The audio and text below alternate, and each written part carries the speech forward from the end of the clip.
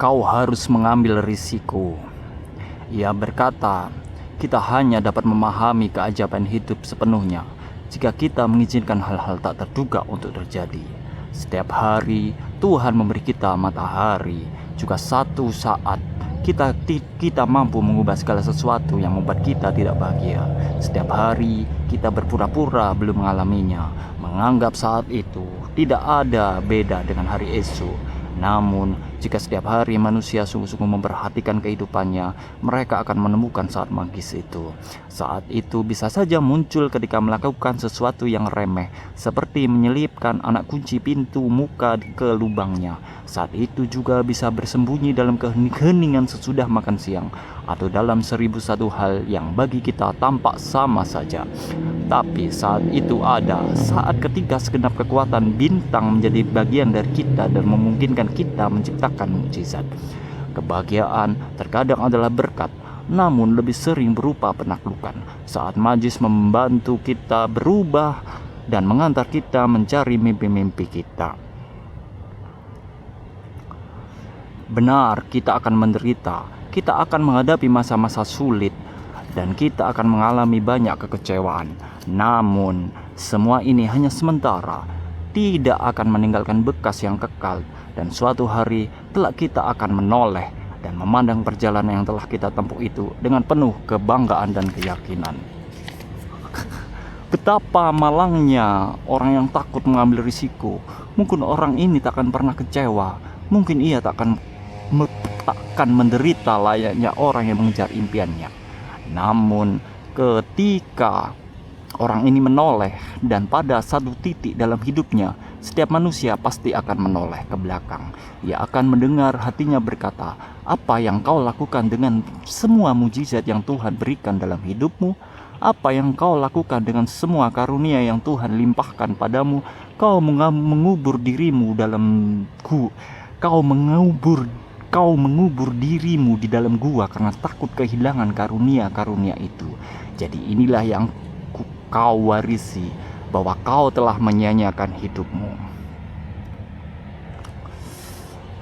Betapa malangnya orang-orang yang harus menyadari hal ini, karena ketika mereka akhirnya percaya pada mujizat, saat-saat magis dalam hidup mereka telah berlalu. Sesuai khotbah, para hadirin merubunginya. Aku menunggu dalam hati. Aku mengkhawatirkan kesan pertamanya terhadapku. Setelah bertahun-tahun ini, aku seperti kanak-kanak, gelisah, tegang karena aku tidak mengenal teman-teman barunya, dan cemburu karena ia telah memperhatikan yang lain dan bukannya aku. Ketika akhirnya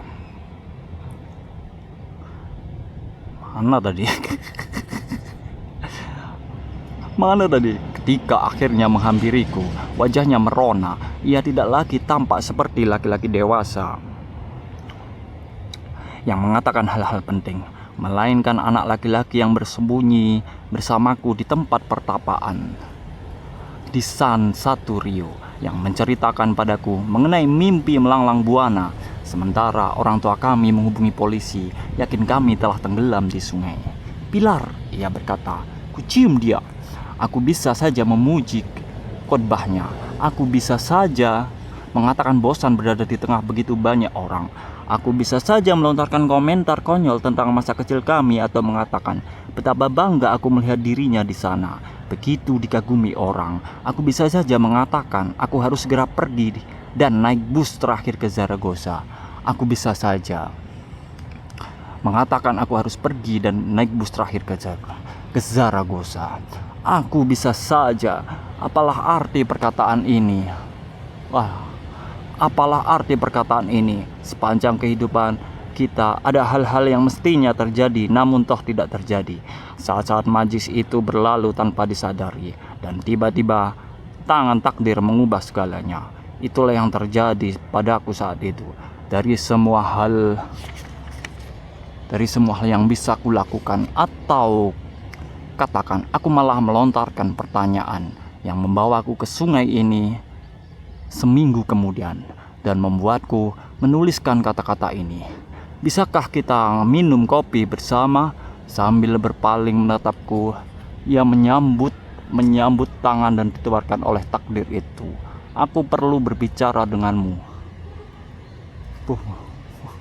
Luar biasa. Boleh. Aku ke Banyuwangi ya. Selamat jalan.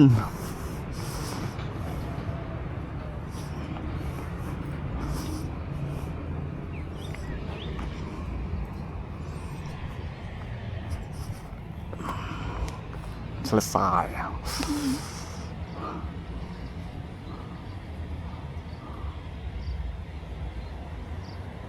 Mana tadi? Terganggu oleh pembalap bentang Jawa lagi membaca. Enak saja ganggu ini. Lalu aku mengejutkan diriku sendiri. Mungkin karena melarang menjadi kanak-kanak lagi, atau mungkin jangan-jangan bukan lagi menentukan saat yang terbaik dalam hidup kita.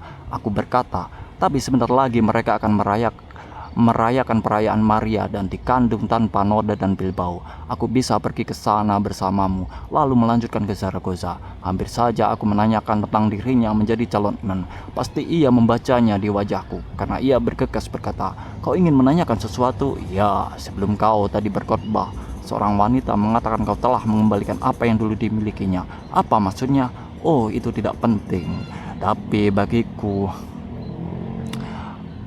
bagiku penting. Aku tidak tahu apa-apa mengenai kehidupanku.